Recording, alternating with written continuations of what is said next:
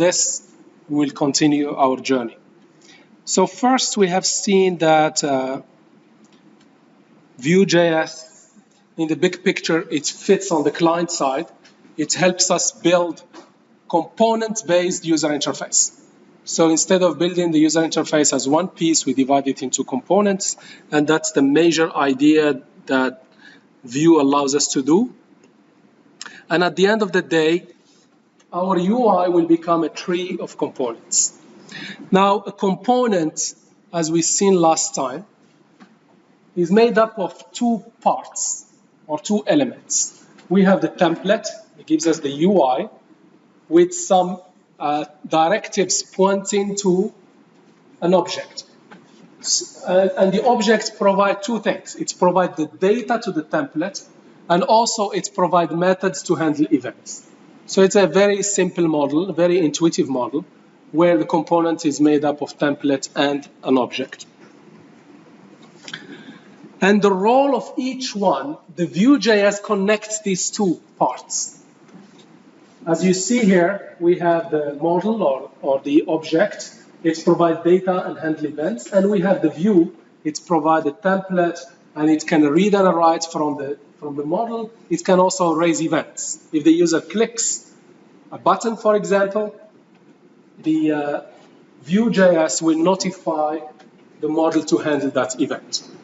That's the basic idea. Now, concretely, in terms of programming, when we create a component, each component will have its own file.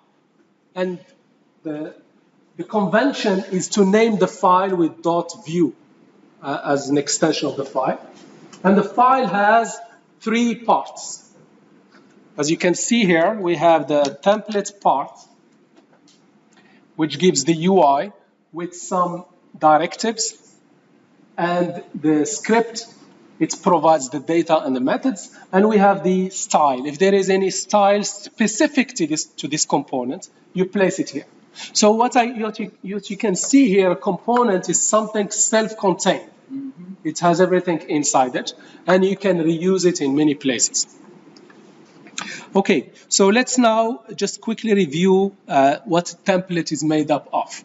So in a template, what we find the normal HTML that you already learned and you enjoyed, and it has inside the HTML, you add some Vue.js extra attributes that Vue.js provides. These attributes, we call them directives. And basically, the idea of the template is that the template has these directives. At a runtime, we feed the data to the template, and the Vue.js has an engine inside it to generate the view based on the template and the data. That's the basic idea, and that's the role of Vue.js. Vue.js will do this magic of converting the template plus the data to a DOM view that you can see on your browser. Now, for directives, basically you can think of it, there are four major directives. If you just want to read some data from the object and you want to show it in your HTML, especially as an inner text of an element, all you need to do, double curly brace, and put the name of the object that you want to access. And if this is an object, you can also access any of the attributes of the object. This is read only. Now, if you have an attribute, because you remember, HTML elements have attributes. For example, an anchor tag has an attribute called href. Now, this attribute, you cannot use this syntax to put the data from the model into the attribute. You must use this syntax here called vbind. You have two ways to do it. Either you can do it this way, or the shortcut, which is equivalent, you can do it this way without vbind.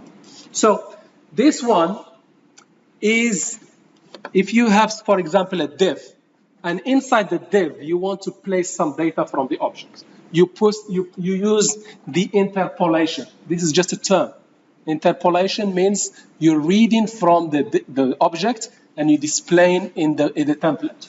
Now, this syntax, you cannot use with attributes. With attributes, you must use either vbind or just colon in front of the attribute. The nice thing here, this is plain HTML. There is nothing really new. The only thing additional is this extra directives coming from Vue.js. Vue.js is providing these directives to link or to bind the object with the view. Now, if you happen to have input elements like text box or drop down or checkbox, you cannot use any of these because usually in an input you want to have a two-way binding. Yes, the value in the attributes of the object or the properties of the object, you want them to be bind to the element, to the input element. So the value in the object will be shown in the input element. And when the user starts typing or changing the input, whatever the user enters, it gets set or reflected back or saved into the object. For example, in here, I have an input element, and this input element, I am binding it with message.text. So whatever the value of this message.text will be shown in the input element. And if I type something in the input element, it will be written back to the message.text. Okay, so we have three ways of getting data from the model and putting it into the template. Either interpolation or one-way binding with attributes, with HTML attributes, or a two-way binding with input elements. Two-way binding only makes sense, of course, with input elements. It doesn't make sense to do this with something like a div or something like a paragraph because it's a read-only. You cannot type anything there. Okay, so, and this is the syntax, very simple syntax. In here, once you get used to it, you just put the column instead of vbind. In here, you just remember this keyword vmodel. Okay? Okay, so just to show you concretely in an example, just to remind you, we have already seen this. So for example, here, this form, if you remember, this is the calculator form. I have num1 operation and num2. So three inputs. So these three inputs, I bind them to the data coming back from the object behind the component, or the object associated with the component. So the object that I return from the script tag, what I do here, I just say here export default. It just means make this object that I'm defining here accessible to the template. So I'm exporting it and making it accessible to the template. Now the data that the object provides must be returned from a function called data. So this is how they have designed it. So you write this function called data, and this function returns an object. And then inside the object, what you do, you define the properties. It could be simple properties, it could be objects. And then whatever you put here is accessible in the template. It's very simple model. Okay. Now, the template has the object associated with the components has two parts. See here, the data part returns the properties, and the methods part, it has functions. So in this case, I am here, what I'm doing here, I am having a compute function, and this compute function accesses the data that I have defined here. So if I want to access num1, I just say this dot num1. If I want to access num2, I'd say this dot num2. Okay? Now, from the template, I can also access the data from the template using interpolation. Can you see it here? I'm doing double curly brace num1, which means grab the value of this num1 and display it there, and so on. And in the interpolation, I can also, if I wish, I can call a method from the interpolation. Now, using this, I don't need the compute button, but I'm just adding it here to show you the fourth type of binding, which is event binding. So the event binding, the way I do it, I come to the event and I add this @ in front of the event equals the method name that will be called when this button is clicked. So it's very simple way of binding the template with the component object. That's the basic idea of a component. So let us move forward. And this is the big picture, just to show you this visually, how it looks like. So what I have here, I have some objects in memory. I reflect that object on the user interface using property binding to get the data from the object and show it on the user interface, and vice versa. I have some events raised here. I associate them with methods in my object. Of course, this object will be able to talk to the server side using fetch to interact with Web API, and you already know how to do this. Okay. Now, another powerful feature in terms of binding, Vue.js allows me to loop through an array and display the object in that array, let's say in a table or a list. So what I have here, I have an array called heroes. And I am looping through each one using v4, and I'm grabbing the name from the hero and displaying it. So it's a very simple syntax to loop through an array and display it. So let me show you a concrete example. I will take questions towards the end. Well, let me also show you this, so I show you both in one go. So you can do two things. You can do a list rendering using for. You can also do conditional rendering using if. So what I have here, I have this paragraph, and this paragraph will only be shown in the user interface if there are more than 3 heroes. Otherwise, this paragraph will not be shown. So this is called conditional rendering. Very powerful. So let me show it to you. So let's go to the heroes. In the heroes, what I am doing here, it has a lot of stuff, but I will focus just on this one. Have a look. So I have this data here, the data method. I will just put it, okay, no problem, let me leave it. So here's the data method, yes? And it returns an object, and this object has 3 properties. Heroes, which is an array. I have also selected hero, which is currently null, and I have an error message, which is currently empty string. Now, when the component loads, when the components loads into the DOM, into the page, I need to go back to the server side to get the heroes from, let's say, a MongoDB database. Yes? Are you following? Yes. So currently, this one is empty. I cannot show it empty to the user. What should I do? When the component loads, I should go back to the server side, grab the heroes, and assign them to this property. Okay? And then in the template, I'll do v4 to show them in the template. So first, let me show you how do I go back to the server to grab those heroes from the Web API.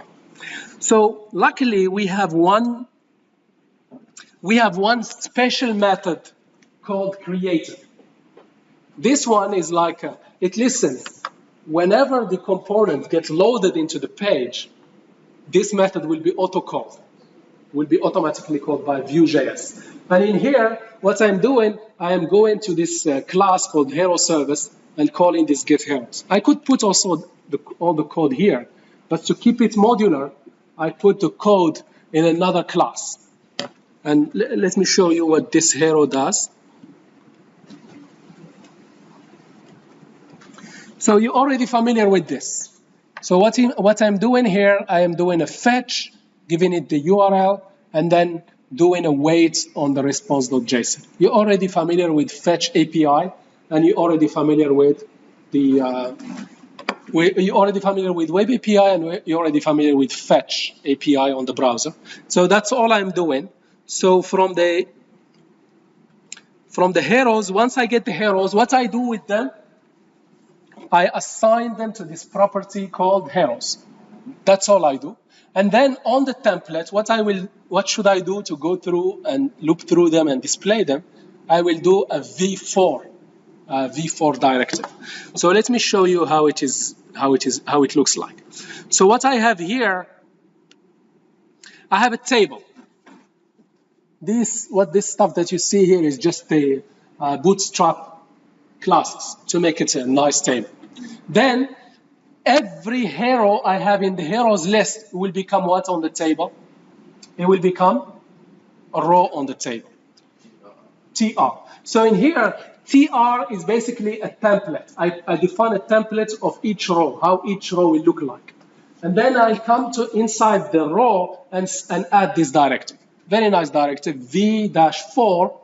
I define here, it's like looping through a list. So I'll say here, hero in heroes.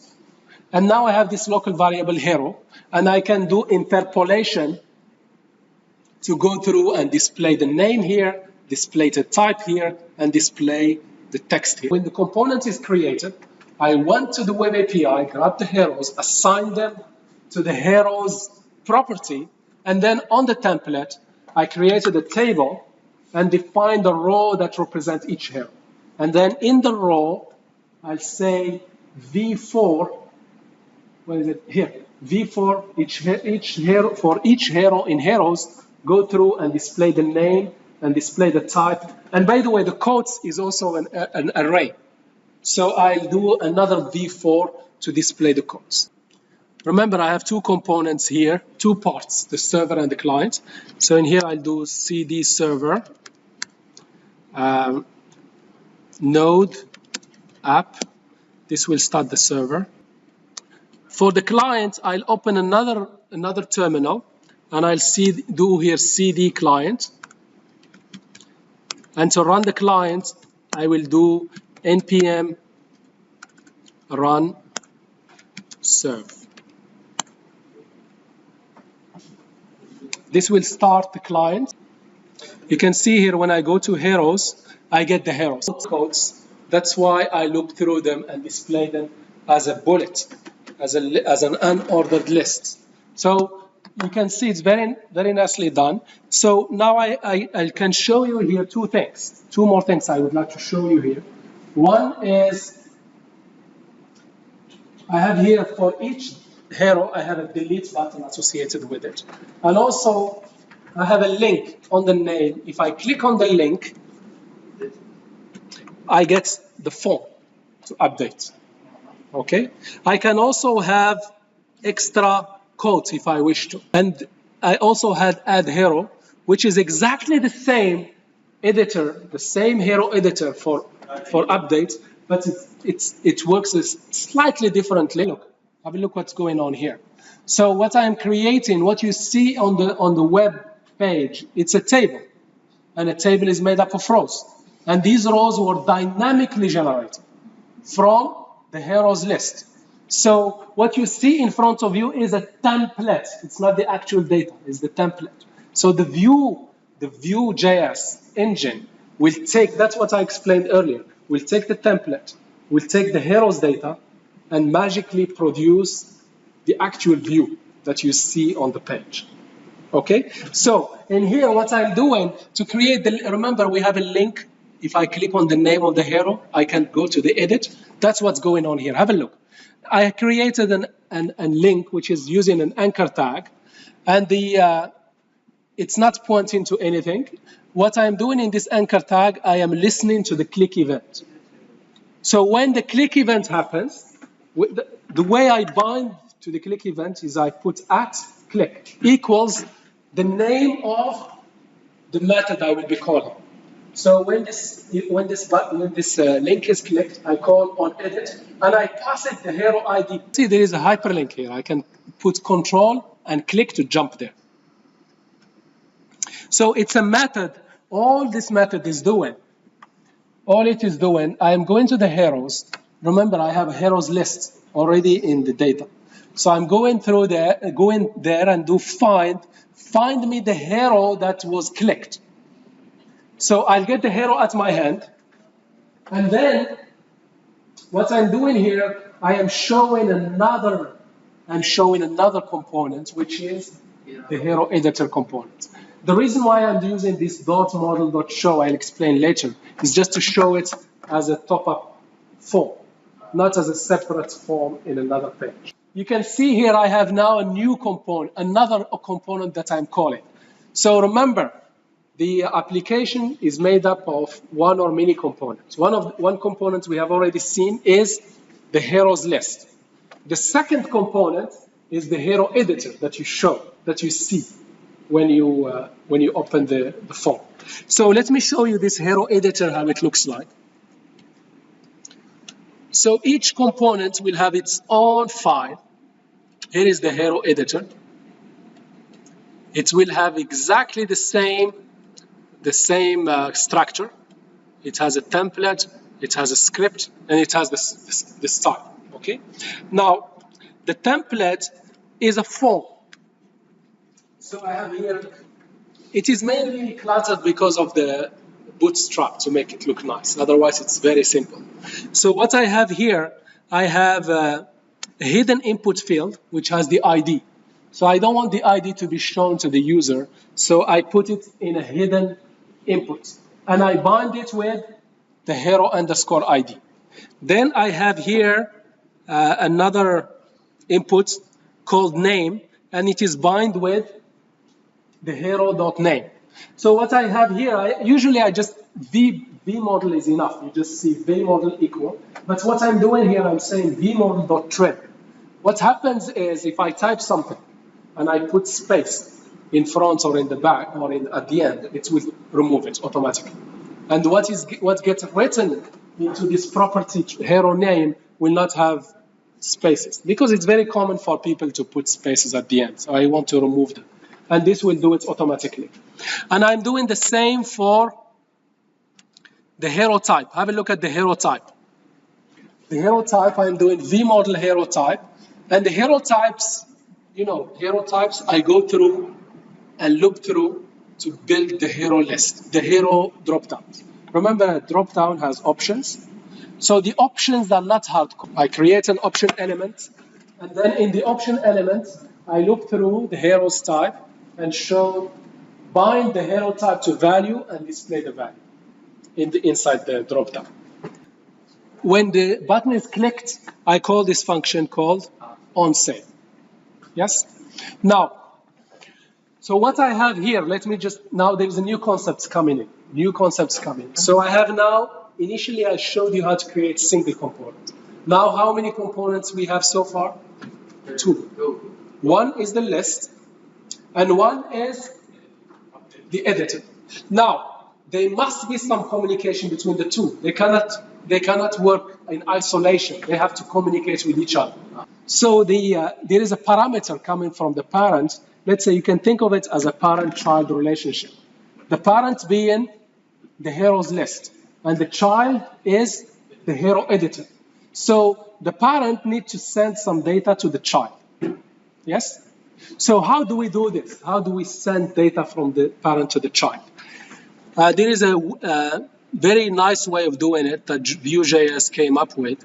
In the object that is associated with the components, you just add a special attribute called props. You add special attributes called props, and here you put anything you expect from the parent. In here, what do we expect from the parent? A hero object to be passed. Now, once I define these components, I can take it and use it in another component. So let me show you how this component is used in the parent component. Here, and import the hero editor. Can you see here import? I'm just saying, please bring me the hero editor in this hero list.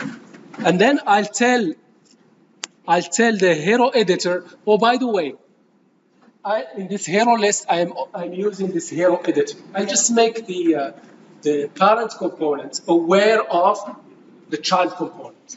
Now, the last part, in the template, when you create a component, what you are really creating, you are creating a new HTML tag. So for example, a hero editor component becomes a tag that you can use in another component. So have a look at this. So this is the hero editor tag. This hero editor is really the hero editor component that you have defined. And how do you pass the hero object to the hero component?